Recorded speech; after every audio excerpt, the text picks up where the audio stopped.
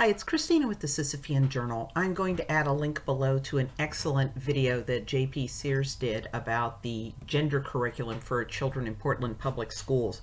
But one of the things he points out is the way the gender benders take the normal psychology of puberty and pathologize it and use it to convince children that they need to undergo irreversible and dangerous medical interventions. JP, they've been there, done that with abortion, and I'm going to go into why. Now, we're going to look, I'm providing a link below to a blog post that I'm republishing. I did it a while ago, but I link to some information about the normal psychology of pregnancy, and we can talk about how abortion clinics use this to sell abortions. So again, this is from a website intended for pregnant women to identify their normal reactions. For many women, accepting or coming to terms with the pregnancy will usually involve a mixture of positive and negative feelings about accommodating a new person in their lives. Some women will question their readiness to start a family. Will there ever be a right time? Others may focus on their own personal issues and or family values as they wrestle with the whole picture of being pregnant. Life-changing events such as pregnancy frequently involve immense emotional experiences and release both positive and negative, and it's very normal to feel different at various times as you go through this period of adjustment.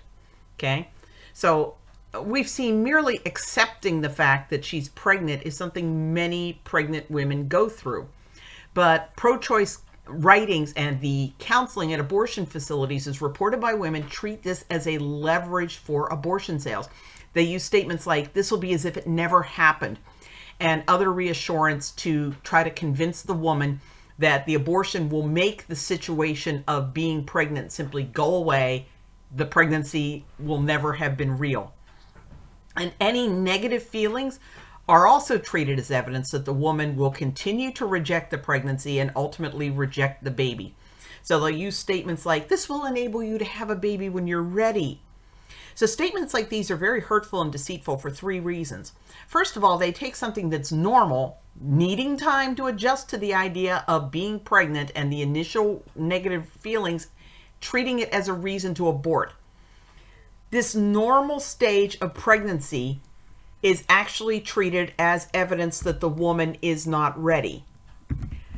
And the push for early abortion produces an encouragement to rush into abortion immediately before the woman has adequate time to process the news. So this is akin to helping a person who has just suffered a disabling injury to commit suicide while they're during the initial stage of shock. And the third is that the initial and normal negative feelings about the pregnancy are treated as if they're signs of permanent inability to be unhappy about the impending birth of a child. And as I've covered elsewhere, that's simply not the case. This panic, this fight or flight is just as normal in pregnancy as feelings of being not belonging in your changing body is for children hitting puberty. So I have a couple of other links. One is called Shocked, Scared, and Unsure.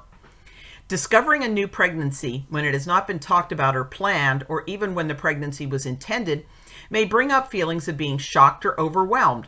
These are very common immediate reactions which can be accompanied by feeling anxious or perhaps scared, frightened, confused, and or angry.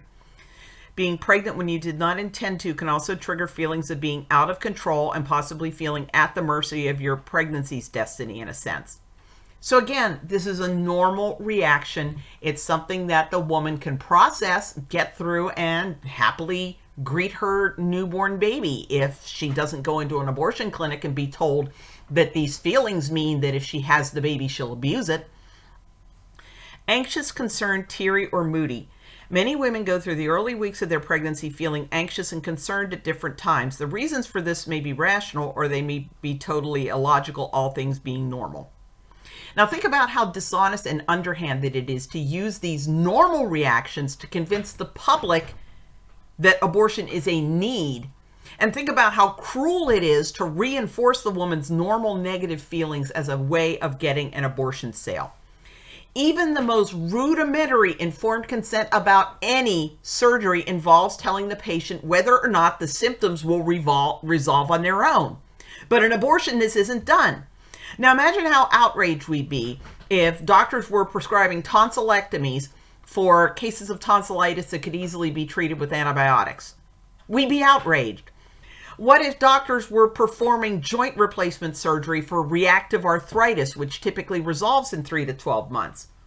We'd be outraged. Why are you doing this dangerous, irreversible thing to this person instead of telling them, this is okay, it's going to resolve on its own? But because of politics and money, doctors routinely perform this drastic, permanent surgery to treat the normal self-limiting ambivalence of early pregnancy. And we need to expose this. It's inexcusable.